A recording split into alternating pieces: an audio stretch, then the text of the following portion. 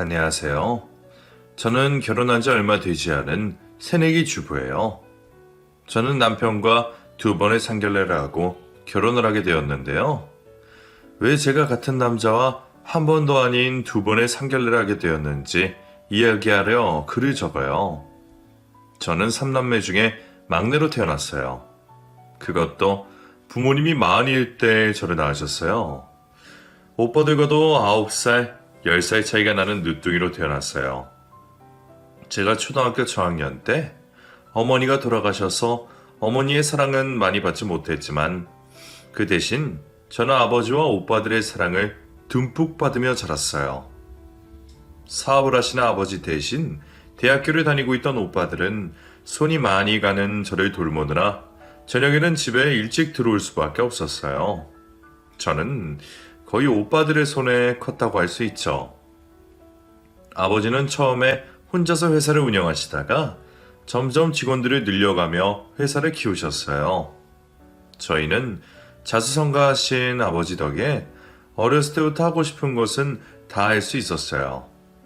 하고 싶은 공부도 물론이고 예체능도 그랬어요.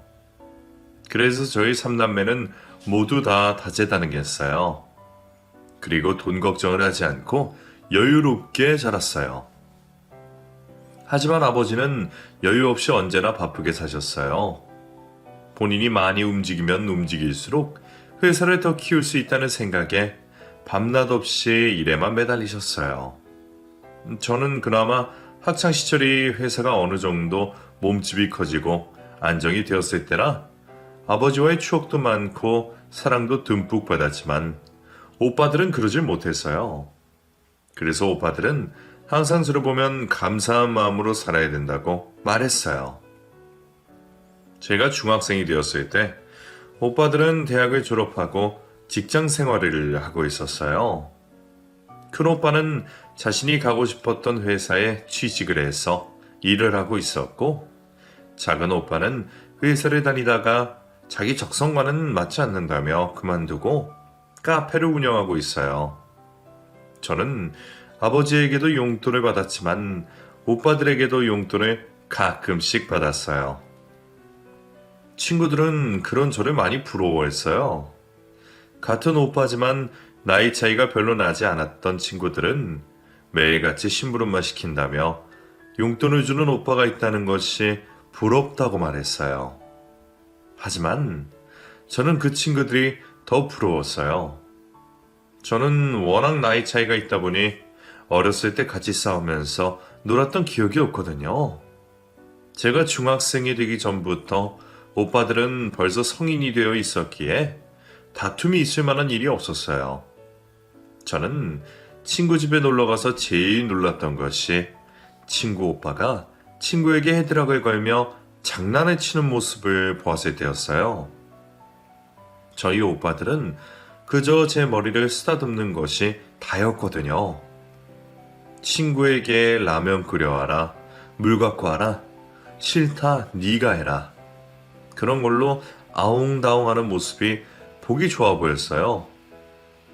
제 말에 친구들은 이해할 수 없다는 표정을 지었지만요. 저는 시험 기간에는 친구들과 함께 작은 오빠가 하고 있는 카페에 가서 공부를 했어요. 음악을 들으면서 공부를 하면 왠지 더 잘 되는 기분이었어요. 아니 사실은 공부를 핑계 삼아 친구들과 공짜로 시원한 곳에서 수다를 떨고 싶어서 간 적이 더 많았어요. 오빠는 제가 친구들을 데리고 가면 항상 맛있는 와플과 음료를 갖다 주었어요.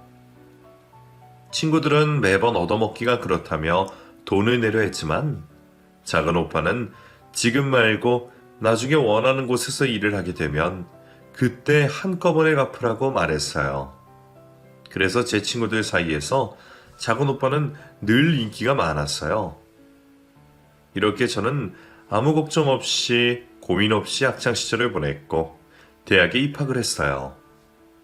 그 사이 아버지의 회사는 더욱 커졌고 오빠들도 자신의 위치에서 각자 열심히 살며 인정을 받고 있었어요.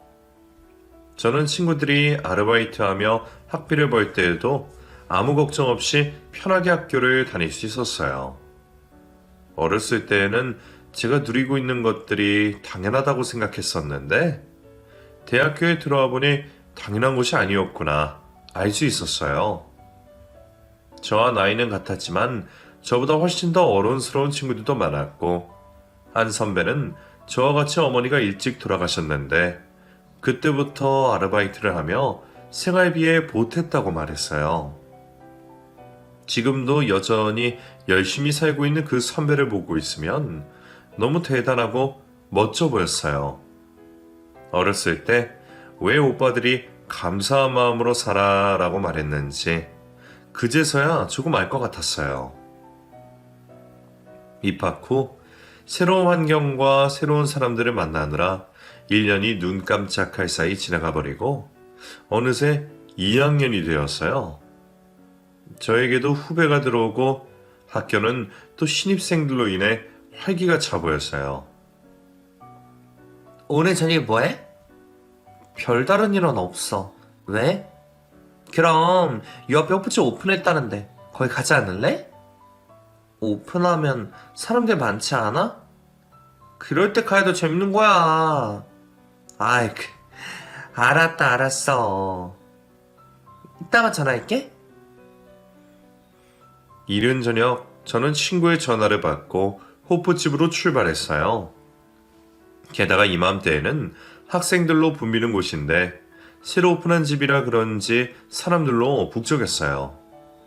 여기저기 아는 얼굴들도 눈에 보이고 서로 인사를 나누었어요. 저는 구석진 곳에 빈 테이블에 앉아 친구가 오기만을 기다렸어요. 직원이 생수와 물티슈를 가져다 주었고 저는 컵에다 물을 따르고 있었어요. 곧이어 친구가 도착했고 맥주와 안주를 시켰어요. 직원은 주문한 음식을 가져다 주며 소주 한 병은 서비스라고 말했어요. 오랜만에 시끌벅적한 곳에 있으니 에너지가 넘치는 것 같았어요.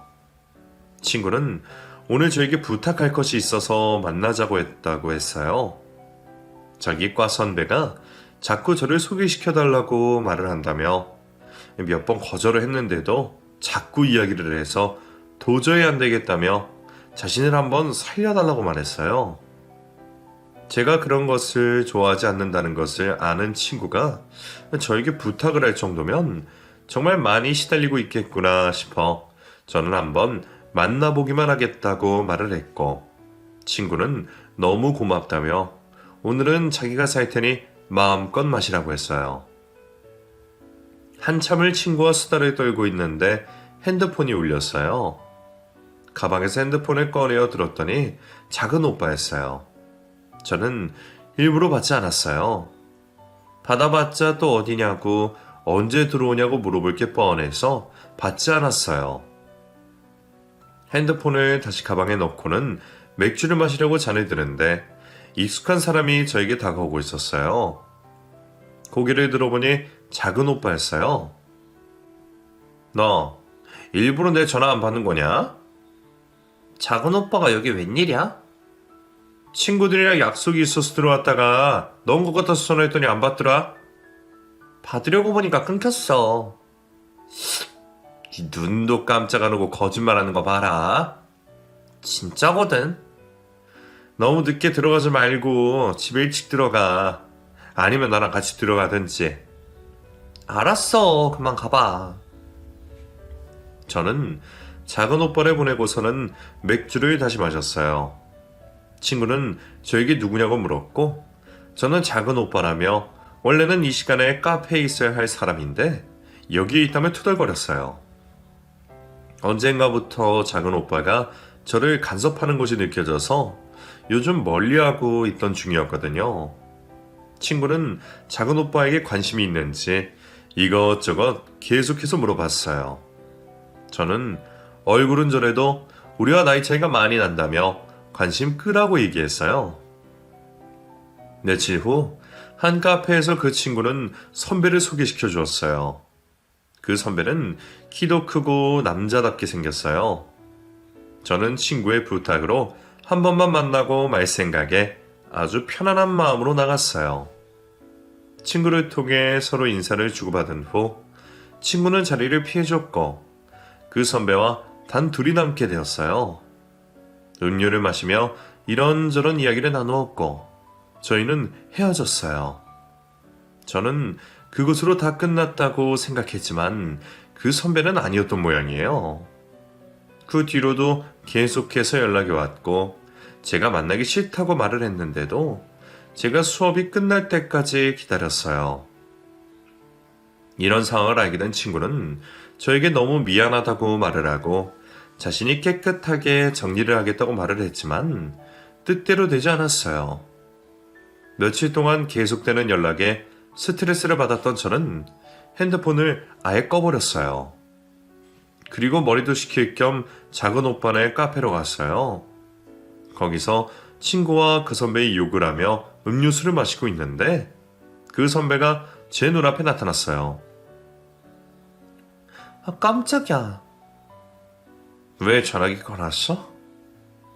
네? 왜 내 전화를 안 받느냐고. 내가 얼마나 걱정했는지 알아? 연락하고 싶지 않다고 말했잖아요. 누구 마음대로. 나는 끝나지 않았는데. 우리가 무슨 사이였다고 끝나고 말 게 있어요? 우리 사귀는 사이잖아. 네? 저희가 언제요? 우리가 처음 만난 날부터. 미쳤어요? 우리가 언제 사귀었다고 이래요? 그럼 그날 왜 나왔어? 너도 내가 마음에 들어서 나온 거잖아. 아니요. 저는 처음부터 그럴 마음도 없었고 그냥 한번 나간 것 뿐이에요. 거짓말 마. 너도 나를 좋아하고 있다는 거 다 아니까. 자꾸 이러면 신고할 거예요? 그 선배는 저에게 집착하듯이 이야기를 했고 다른 곳으로 가자며 저의 팔을 끌어당겼어요. 저는 싫다고 팔을 빼려고 했지만 제 힘으로는 할 수가 없었어요. 놀란 친구도 제 옆에서 제 팔을 잡아 당겼고 실랑이가 벌어졌어요. 그 바람에 탁자 위에 올려져 있던 컵이 떨어져 깨지고 주위에 있던 사람들도 다들 놀라서 얼어붙었어요. 그때 작은 오빠가 카페로 들어오다 저를 발견하고는 한달음에 달려와 그 남자의 팔을 꺾었어요. 너무 놀란 저는 의자에 털썩 앉았고 친구는 울음을 터뜨렸어요. 작은 오빠는 그 남자에게 무슨 일이냐며 고함을 질렀어요. 그러자 그 남자는 잽싸게 카페 밖으로 뛰어나갔어요. 놀란 저는 멍하니 앉아 있었고 작은 오빠는 찬물을 가져와서 저에게 마시라고 주었어요.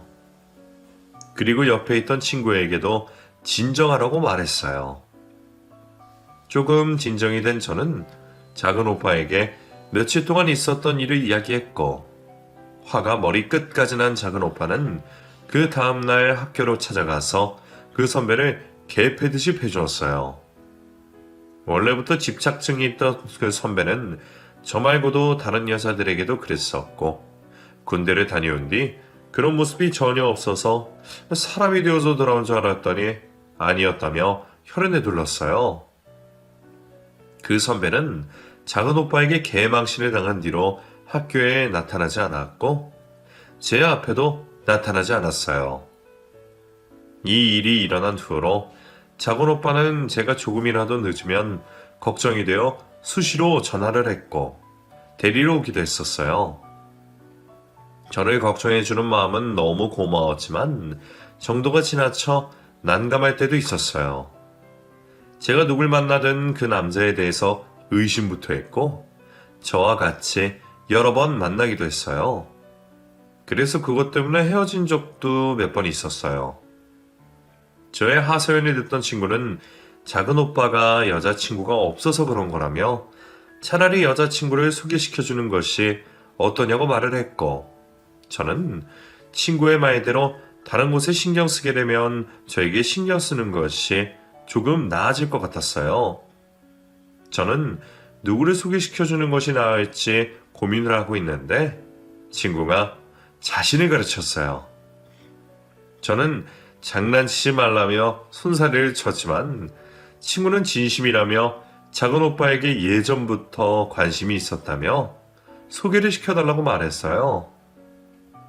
어찌나 간절하게 말을 하던지 저는 작은 오빠에게 친구를 소개시켜 주었고 그것이 인연이 되어 두 사람은 결혼까지 약속한 사이가 되었어요. 이런 것을 보면 사람 인연이라는 것이 너무 신기했어요. 1년 후 친구는 졸업을 하자마자 작은 오빠와 결혼을 하였고 저는 취업 준비로 한창 바쁘게 하루하루를 보내고 있었어요. 그날도 늦은 밤까지 학교에 남아있다가 아버지가 쓰러지셨다는 소식에 깜짝 놀라 병원으로 달려갔어요. 오빠들은 벌써 병원에 와 있었어요. 병원에 힘없이 누워 계시는 아버지를 보니까 저는 마음이 너무 아팠어요. 저는 누워 계신 아버지의 옆에 다가가 아버지의 손을 잡았어요. 예전에 두툼했던 아버지의 손은 온데간데 없고 홀쭉하게 살가죽만 붙어있는 야윈 손을 잡고 있으니 눈물이 나왔어요. 아버지는 누가 죽었냐며 괜찮으니 걱정하지 말라고 하셨어요. 너무 오랫동안 일만 하신 아버지는 몸이 많이 지친 상태셨어요. 며칠 동안 병원에서 안정을 취하신 아버지는 퇴원을 하고 집으로 오셨어요. 아버지는 그동안은 생각만 하고 있었다가 이번 일을 겪고 나니 나도 이제 많이 늙은 것 같다며 큰오빠에게 자신의 회사를 맡아주었으면 했어요. 큰오빠는 자신이 어떻게 그 일을 하냐며 했지만 아버지는 지금부터라도 찬찬히 배우면 된다며 지레 겁부터 먹지 말라고 하셨어요. 며칠을 고민하던 큰오빠는 다니던 회사를 그만두고 아버지의 회사에 다니며 일을 배웠어요. 안 해본 일을 하느라 초반에는 고생을 좀 했지만 워낙 머리가 뛰어난 큰오빠라 금방 일을 배우고 자신의 것으로 만들고 있었어요. 몇 년이 흐르고 연세가 많아지신 아버지는 몸이 더 쇠약해지셨고 이제는 편히 쉬고 싶으시다며 큰오빠에게 완전히 회사를 넘기고 은퇴를 하겠다고 말씀하셨어요. 오빠들은 아직까지 정정하시다며 조금만 더 버텨달라고 말을 했지만 아버지는 이제는 물러날 때가 된 것 같다며 지금까지 못해본 것들을 하며 인생을 즐기면서 살고 싶다며 하셨어요. 결국 큰오빠는 아버지의 뜻에 따르기로 했어요. 은퇴를 하신 아버지는 마당에 화초를 키우시고 텃밭에 야채들을 키우셨어요. 워낙 수십 년을 부지런하게 사신 분이라 한시도 가만히 계시지 못했어요. 제가 퇴근을 하고 집에 들어갈 때쯤이면 아버지는 저녁을 준비해서는 저를 기다리고 계셨어요. 큰오빠와 작은오빠는 결혼을 해서 따로 나가 살고 평일에 집에서 밥을 같이 먹을 수 있는 사람은 저와 아버지뿐이었어요. 그래서 저도 될 수 있으면 집에서 저녁을 먹으려고 노력을 했어요. 맛있어요. 아버지 갈수록 음식 솜씨가 느시는데요? 그래? 맛있어? 네, 특히 된장찌개가 너무 맛있어요. 거기에 들어간 파, 고추, 양파 다 우리 텃밭에서 나온 거란다. 그래요? 그게 벌써 이렇게 자랐구나. 그럼 이것도 한번 먹어봐. 상추도 어찌나 실하던지. 정말 너무 큰데요? 마트에서 파는 거랑은 달라요. 그렇지? 아버지 솜씨 좋지? 네, 이참에 된장이랑 고추장도 한번 담아볼까 해. 하실 수 있으세요? 요즘엔 인터넷에 없는 게 없더구나. 까짓거 한번 해보지 뭐. 아버지는 농사를 지으셔도 크게 되셨을 거예요. 뭐야? 이놈이. 아버지는 저의 말에 한방 웃음을 지으셨어요. 저도 그런 아버지의 모습을 보고 있으니 마음이 좋았어요. 아버지는 회사에 다닐 때보다 마음이 편안하신지 얼굴과 몸에 살이 좀 붙으셨고 얼굴도 편안해 보였어요. 저는 맛있게 저녁을 먹고 방으로 올라왔어요. 회사에서 마무리하지 못한 일을 하느라 늦은 시간이 되어서야 잠자리에 들었어요. 며칠 뒤 저녁, 가족들이 다 모였어요. 일주일에 한 번 토요일 저녁엔 온 가족들이 다 같이 모여 저녁을 먹기로 했었거든요. 평소에 아버지와 단 둘이 있던 집이 주말 저녁만 되면 아이들이 뛰어노는 소리에 시끌벅적해졌어요. 오늘은 마당에서 바비큐를 먹기로 했어요. 저는 올케 언니들과 같이 주방에서 재료 준비를 하고 마당에서는 오빠들이 바비큐 준비를 하고 있었어요. 그 옆으로는 조카들이 장난감을 가지고 뛰어놀고 있었어요. 저녁 식사 준비를 다 마친 저희는 마당으로 다들 모였고 오빠들이 구워주는 고기를 맛있게 먹으며 이야기를 나누었어요. 아버지는 텃밭에서 자란 상추와 고추를 자랑하셨어요. 아버지도 저와 단 둘이 식사를 할 때보다 더 행복해 보였어요. 조카들은 유치원에서 배웠다며 가족들 앞에서 율동을 하며 노래를 불렀어요. 그 모습에 저희는 더 웃음이 지을 수밖에 없었어요. 식사를 거의 마무리를 하고 올케 언니가 과일을 깎아서 내왔어요. 아버지는 하실 말씀이 있으시다며 뜸을 들이셨어요. 아버지는 학교를 운영하시는 지인이 자신의 학교에서 경비일을 맡아주면 안 되겠냐고 물어봤다며 자신은 그 일을 하고 싶다고 말씀하셨어요. 오빠는 힘들어서 안 된다며 거기서 일을 하실 거면 차라리 다시 회사로 나오시는 것이 어떠냐고 물었지만 아버지는 소소하게 움직이면서 주위에 청소만 하면 되는 일이라 별로 힘든 일이 아니라고 말을 하셨어요. 그리고 이제는 쉬엄쉬엄 여유를 즐기고 싶다며 고집을 피우셨어요. 결국 아버지는 경비 일을 하시기로 했고 하시다가 힘드시면 언제든지 그만두기로 약속했어요. 그 이후로 아버지는 다시 출퇴근을 하면서 생활을 하셨어요.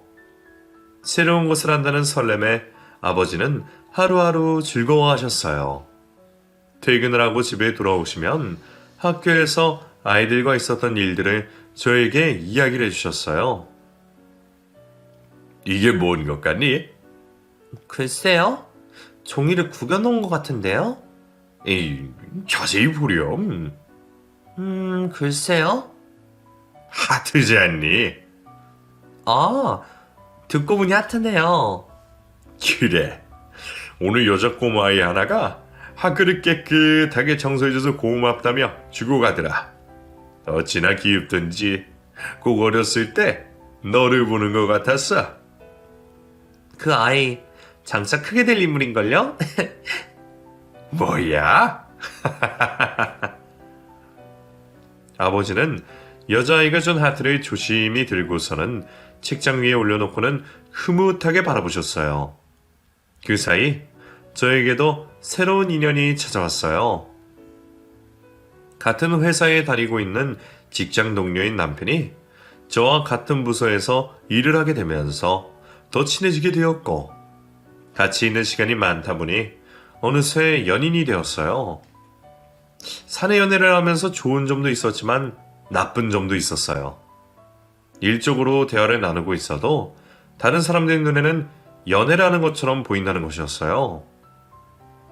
초반에는 그런 것 때문에 연애라는 것을 비밀로 할까 했었지만 저희 둘만 잘한다면 아무 문제가 없다고 생각을 해서 숨기지 않았어요. 회사에서는 제가 연애를 하고 있다는 사실을 다들 알고 있었지만 저희 집에서는 그 사실을 모르고 있었어요. 제가 일부러 말하지 않았어요. 예전에 스토킹을 한번 당한 이후로 연애를 할 때마다 작은 오빠에게 너무 많이 시달렸던 저는 누구를 만나든지 결혼을 할 사람이 아니라면 식구들에게는 소개를 시켜주지 않기로 마음을 먹었거든요. 가족들 몰래 1년 정도 연애를 한 저희는 결혼을 하기로 했어요. 남편은 자신의 집에는 어머니 혼자 계시니 너물살이 많은 저희 집에 먼저 가서 허락을 받자고 말했어요. 저는 주말 저녁 가족들에게 소개시켜줄 사람이 있다고 말을 했고 가족들은 궁금해했어요. 그리고 약속한 주말이 되었고 저는 남편을 데리고 집으로 갔어요. 가족들은 한 번도 제가 남편에 대해서 이야기한 적이 없어서 남편과 결혼을 하고 싶다고 말했더니 다들 깜짝 놀라했어요. 만난 지 벌써 1년이 넘었다고? 응. 그래서 내가 저번에 그렇게 소개팅을 시켜준다고 말했을 때에도 싫다고 말했구나. 그렇게 됐어. 진지게 데리고 오지. 그럼 더 빨리 친해지고 좋았잖아. 내가 연애하고 있다고 그랬으면 오빠들이 가만히 있었겠어? 당연히 가만히 못 있지. 어떤 사람인지 하나하나 다 살펴봐야지. 그럴까봐 그랬어. 가족들은 저에게 1년 동안 어쩌면 말 한마디도 안 할 수가 있냐며 앙큼하다고 말을 했어요. 아버지는 결혼을 하고 싶다는 저의 말에 신중하게 생각하고 결정한 일일 테니 결혼을 하기로 마음먹은 거 미루지 말고 빨리 하라고 말씀하셨어요. 오빠들은 그렇게는 안 된다며 자기들과는 오늘이 첫 만남이니 앞으로 1년은 더 지켜보고 결정을 해야 한다고 말을 했어요. 그 말에 남편은 안절부절하지 못하고 그 모습에 가족들은 또 웃음이 터졌어요. 아버지는 너무 오랫동안 붙잡지 말고 적당히 하라며 방으로 들어가셨고 오빠들은 남편과 함께 술을 한 잔씩 나누며 저 어떻게 만났는지 어디가 좋았는지 이것저것 물어봤어요. 저는 그런 것까지 다 물어보냐며 그만하라고 말했지만 오빠들은 멈추지 않았어요. 술이 들어가고 분위기가 무르익으니 어느새 오빠들과 남편은 좀 더 가까워졌고 남편은 처음 왔을 때보다 편안해 보였어요. 오빠들은 제가 어렸을 때 어머니가 일찍 돌아가시고 아버지는 일하느라 바쁘셔서 저를 업어 키웠다며 저와 결혼을 하면 처갓집에는 아버지가 셋이 있다고 생각하라며 저에게 잘해주라고 말했어요. 저는 그런 말을 하는 오빠들에게 나 혼자 잘 컸다고 코웃음을 쳤지만 항상 고마워하고 있었어요. 그리고 결혼을 하려고 하니 저한테는 너무나 든든한 나무 같았어요. 수다를 떨다 보니 벌써 자정이 다 되었고 다음을 기약하며 남편은 자리에서 일어났어요. 나이가 많은 오빠들을 상대하느라 진땀을 뺀 남편은 왠지 지쳐 보였어요. 다음날 남편은 초췌한 모습으로 출근을 했어요. 아직 어제 먹은 술이 깨지 않았는지 눈이 멍해 보였어요. 저는 점심을 먹고 남편에게 아이스 아메리카노를 한 잔 갖다 주었어요. 남편은 어제 어땠냐며 가족들이 자기에 대해 말하지 않았냐고 물어봤어요. 저는 가족들이 모두 다 남편의 마음에 들어한다고 말하며 시어머니에게는 언제 인사를 드리러 가면 좋겠냐고 물어봤어요. 남편은 말 나온 김에 빨리 해버리자며 돌아오는 주말에 가자고 말을 했어요. 저는 긴장이 된다며 긴 숨을 쉬었고 남편은 제 손을 잡아주며 어머니도 당연히 좋아하실 거라며 너무 걱정하지 말라고 말했어요. 드디어 약속한 그날이 다가왔고 저는 최대한 단정하게 보이는 옷으로 입었어요. 아버지는 제가 남편의 집에 인사를 드리러 간다고 했더니 한우 선물 세트를 하나 사주셨어요. 그리고는 너무 긴장하지 말고 있는 그대로 보여드리면 된다고 말씀하셨어요. 남편이 저를 데리고 왔고 저는 남편의 차를 타고 시어머니를 뵈러 갔어요. 가는 차 안에서도 어찌나 긴장이 되던지 남편이 미리 사놓은 커피를 마실 수가 없었어요. 저는 긴장을 하면 배가 사르르 아픈 증상이 있거든요. 혹시나 커피를 마셨다가 그 증상이 더 심해질까 걱정이 되어 마실 수가 없었어요. 드디어 집 앞에 도착을 했고 남편이 배를 눌렀어요. 이윽고 시어머니가 현관문을 열고 나왔어요. 시어머니는 제가 인사를 온다는 소리를 들어서인지 한껏 꾸미신 얼굴로 저를 반겨주었어요. 속눈썹도 길게 붙이시고 손톱은 길고 엄청 화려했어요. 연세가 많으신 어머니들이 많이 하시듯 손가락에는 금가락지가, 목에는 굵은 금목걸이를 하고 계셨어요. 시어머니는 일찍 남편과 사별을 하고 홀로 남편을 키우다 우연찮게 부동산에 관심을 가지게 되셨고 젊은 나이에 부동산으로 돈을 좀 많이셨어요. 그런 시어머니 덕에 남편 역시 어렸을 때부터 풍족하게 자랐어요. 시어머니는 저녁을 준비해 놨으니 먹자며 저희를 주방으로 불렀어요. 식탁 위에는 이것저것 음식들이 정갈하게 놓여 있었어요. 시어머니는 입맛에 맞을지 모르겠다며 맛있게 먹어달라고 말을 했고 저 역시 맛있게 먹었어요. 시어머니는 음식을 먹으면서도 저를 찬찬히 쳐다보시며 웃음을 지었어요. 그런 시어머니를 보고 남편은 먹다가 체하겠다며 그만 보라고 말을 했고 시어머니는 너무 예뻐서 쳐다봤다며 불편했다면 미안하다고 사과를 하셨어요. 배불리 식사를 하고 난 후 거실로 나와 다과를 먹었어요. 양가 부모님은 다 살아 계시고? 아니요. 어머니는 돌아가셨고 아버지와 오빠 2명이 있어요. 그랬구나. 우리랑 비슷하구나. 그래. 오빠들은 다 결혼했니? 네. 딸 하나만 결혼시키면 자식 농사 끝나시겠구나. 아버지는 무슨 일을 하시니? 학교 경비를 보고 계세요. 학교 경비? 네. 작년에 은퇴하시고 지인이 운영하고 있는 학교에서 경비 일을 하고 계세요. 그래? 시종일관 웃으면서 말씀을 하시던 시어머니는 인상이 굳으셨어요. 남편은 결혼을 빨리 하고 싶다고 말을 했고 시어머니는 오늘 처음 봤는데 무슨 결혼 이야기를 꺼내냐며 오늘은 이만 늦었으니 돌아가는 것이 좋겠다고 하셨어요. 저는 순간 내가 무슨 말실수라도 했나 곱씹어 보았지만 실수한 부분은 없었어요. 저는 시어머니에게 인사를 하고 집으로 돌아오는 길에도 시어머니의 행동에 너무 찝찝한 기분이 들었어요. 다음날 저는 남편에게 시어머니가 아무 말씀도 안 하시냐고 물어봤고 남편은 아무 말도 없었다며 다른 이야기로 화제를 돌리며 대답을 회피하는 듯 했어요. 그 이후로 시어머니는 남편에게 수시로 연락을 하며 집에 일찍 들어오라고 하셨어요. 어떤 날에는 약속 당일 시어머니가 갑자기 편찮으셔서 남편이 못 나온 적도 있었어요.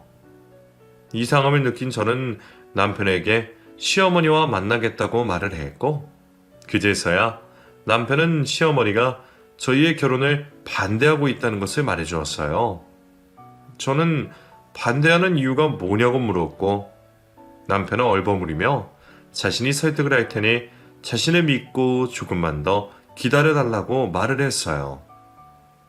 하지만 며칠이 지나도 아무 소식이 없었고 저희 집에는 상견례 날짜는 계속 물어보고 저는 마냥 남편만 믿고 있을 수만은 없었어요. 저는 남편에게 자신도 함께 가서 시어머니를 설득하자고 말을 했고 머뭇거리던 남편은 그렇게 하자고 말을 했어요. 저는 남편과 함께 시어머니를 만나 뵈러 집으로 찾아갔어요. 시어머니는 저를 보더니 못마땅한 얼굴로 쳐다보시며 아직 헤어지지 않았냐고 말씀하셨어요. 저는 저희의 결혼을 반대하는 이유에 대해서 물어봤고 시어머니는 당연한 걸 왜 물어보냐며 짜증을 내셨어요. 저는 잘 모르겠어요. 반대하시는 이유를. 아버지, 경비일 하신다며. 네. 그게 이유야. 네? 어디 경비 나는 양반이랑 사돈을 맺으려고? 그것 때문에 결혼을 반대하시는 거라고요? 결혼도 형편 맞는 사람들끼리 하는 거야. 우리는 너네 같은 집안이랑 결혼한 일 없으니 다른 남자 찾아봐. 시어머니는 자신이 할 말만 하고는 방문을 쾅 닫고는 방에 들어갔어요.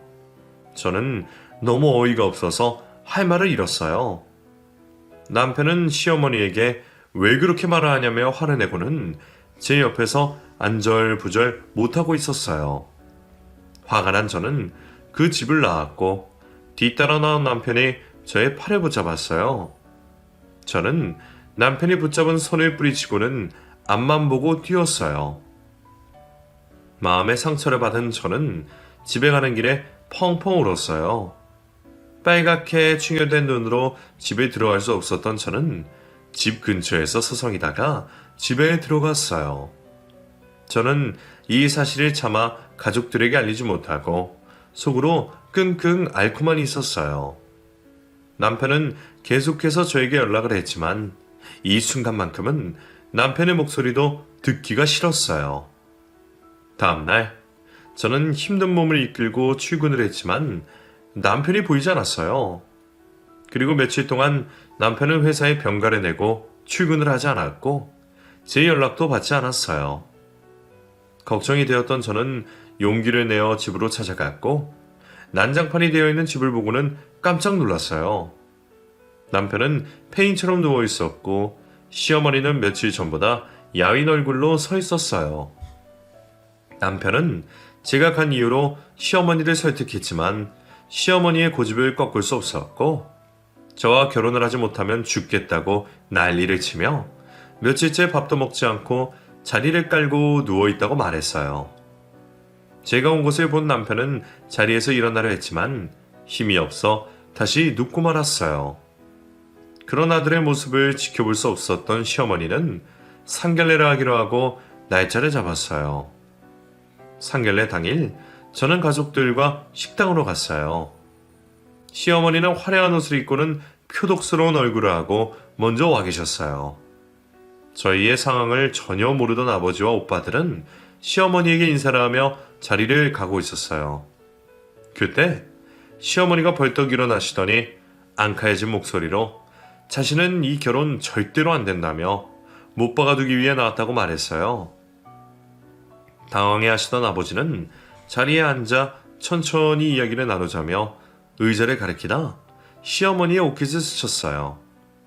그 순간 시어머니는 두 눈을 부라리고는 아버지의 손을 치고는 자신의 옷을 털었어요. 아니, 어디 경비 나부랭이 주제. 어딜 만져? 회장님한테 말 조심하세요. 뒤따라온 비서가 아버지를 부축하며 말을 하자 시어머니는 상황 파악이 안 된 듯 멍하니 서 있었어요. 아버지는 비서에게 괜찮다며 손짓을 했어요. 아버지, 더 있을 필요 없어요. 당장 나가요. 아니, 이게 무슨 소리인지. 우리도 당신같이 상식 없는 집과는 결혼 못 시키니 없던 걸로 합시다. 저기요, 잠깐만요. 왜요? 더 할 말이 남았어요? 아니, 저 사람은 누구고 왜 회장님이라고 부르는 거죠? 그건 당신이 알 필요 없잖아요. 어서 나와. 큰 오빠는 아버지를 모시고 나가고 저는 작은 오빠의 손에 이끌려 식당을 나왔어요. 집에 도착하자마자 작은 오빠는 네가 뭐가 부족해서 저런 대우를 하는 집에 시집 가려고 그랬냐며 왜 말하지 않았냐고 닥달을 했어요. 저는 아무 말도 하지 못하고 울기만 했어요. 아버지를 모시고 온 큰오빠 역시 저를 몰아붙였고 잠자코 듣고 계시던 아버지는 그만하라며 지금 제일 상처를 받은 것은 막내일 거라며 너무 몰아세우지 말라고 하시며 방으로 들어가셨어요. 오빠들은 아버지의 말씀에 더 이상 아무 말도 하지 못했어요. 다음날 회사에 출근한 저를 남편이 불렀어요. 그리고는 어제 시어머니의 행동에 대해서 미안하다고 사과를 하며 가족들에게도 사과를 하고 싶다고 말을 했어요. 저는 이제 모든 것이 다 끝났다고 말했어요. 그날 저녁 오빠들은 아버지와 제가 걱정이 되어 집으로 왔어요. 저는 아무것도 먹지 않고 방 안에만 계속 있었어요. 작은 오빠는 뭐 잘했다고 누워있냐며 화를 냈다가도 훌훌 털어버리라며 세상에 반한 남자라며 좋은 사람이 나타날 거라며 제 어깨를 툭툭 두드렸어요. 그때 초인종이 울렸고 큰오빠의 고함 소리가 들렸어요. 깜짝 놀란 저와 작은 오빠를 거실로 나갔어요. 여기가 어디라고 해요? 가만히 있을 수가 없어서 왔어요. 어제는 제가 아버님께 너무 무례했어요. 더 할 말도 없고 우린 이미 다 끝냈으니까 돌아가세요.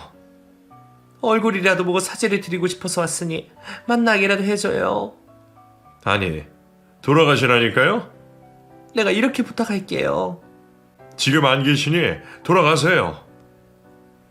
시어머니와 큰오빠는 신랑이나 버리고 있었고 남편은 그 옆에서 무릎을 꿇고 있었어요. 두 사람의 모습에 화가 난 작은 오빠는 남편의 멱살을 잡고는 밖으로 끌고 나갔어요. 깜짝 놀란 저는 작은 오빠를 따라 밖으로 나갔어요. 작은 오빠는 남편의 얼굴에 주먹을 날렸고 남편은 마당에 쓰러졌어요. 저는 남편에게 달려가 괜찮냐고 물었어요. 작은 오빠는 거기서 안 떨어지냐며 저의 팔을 붙잡았고 다시는 여기 나타나지 말라며 고함을 질렀어요. 결국 시어머니와 남편은 아버지의 얼굴도 보지 못한 채 돌아갔어요.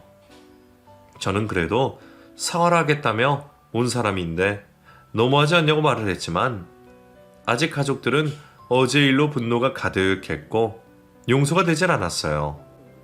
남편은 하루도 빠짐없이 매일같이 죄송하다며 집으로 찾아왔지만 오빠들에게 문전박대를 당했어요.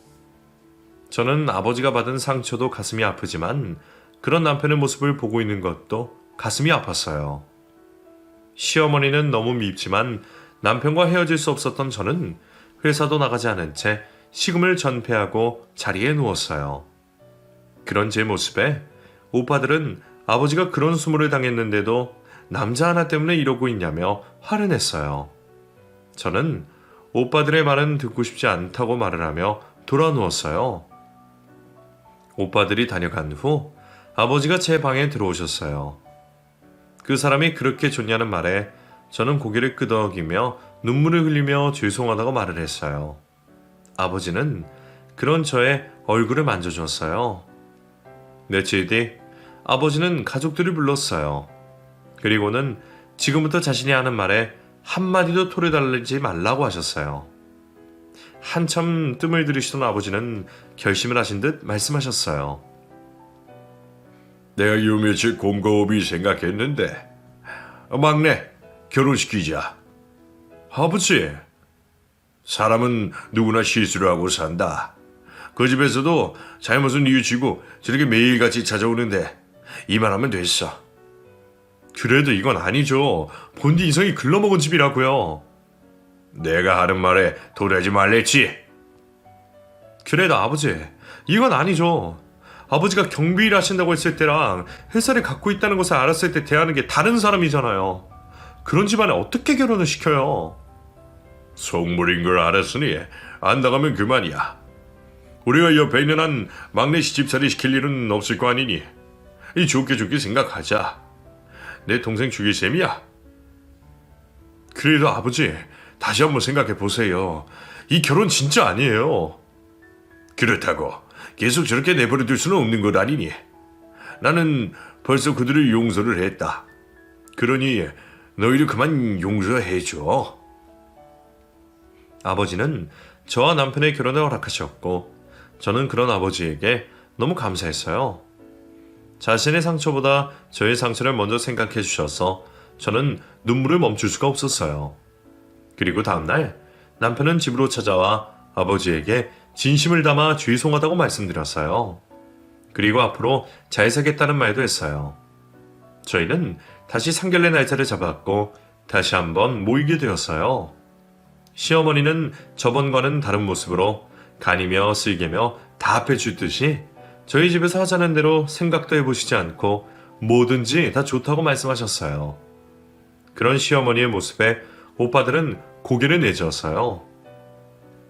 저희의 결혼은 늦어진 만큼 일사천리로 빠르게 진행이 되었어요. 먼저 결혼한 올케 언니들이 친정어머니처럼 하나하나 꼼꼼하게 살펴준 덕분에 저는 편안하게 걱정 없이 결혼 준비를 할 수 있었어요. 그리고 저희는 결혼을 하고 당분간은 연세가 많으신 아버지의 집에서 신혼을 보내기로 했어요. 시어머니 역시 남편이 결혼을 하고 나면 혼자가 되시지만 시어머니는 자신보다는 아버지와 함께하는 것이 더 낫겠다며 말씀하시고 그렇게 하라고 하셨어요. 그래서 저희는 신혼집이며 신혼살림에 들어가는 비용을 줄일 수 있었어요. 그리고 오빠들도 나이가 많은 오빠가 있으면 이런 게 좋은 거라며 결혼 비용에 보태라며 넉넉하게 챙겨줘. 저는 정말 공짜로 결혼을 하는 느낌이었어요. 몇 달 후 저희는 많은 사람들의 축복 속에 결혼식을 올렸고 저희를 위해 시어머니를 용서해 주신 아버지를 위해서 행복하게 잘 사는 모습을 보여드리겠다고 약속을 했어요. 그리고 아직까지는 그 약속을 잘 지키며 살고 있는 것 같아요. 앞으로도 그 약속을 지키며 행복하게 살고 싶어요.